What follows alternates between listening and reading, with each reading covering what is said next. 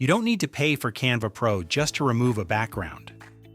If you're on the free version, the main tool is locked, but you can actually bypass this restriction in less than 30 seconds using a hidden, 100% free trick right inside Canva.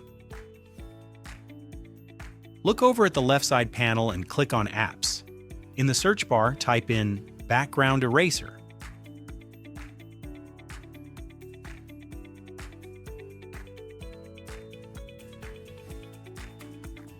Select one of the free integrated apps.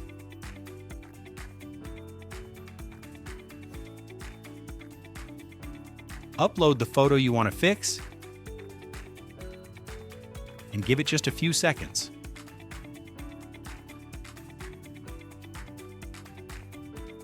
And voila! The background is completely gone, perfectly cut out, and it didn't cost you a dime. And just like that, if this trick saved you from upgrading to Pro today, do me a quick favor. Smash that like button and subscribe. See you in the next trick.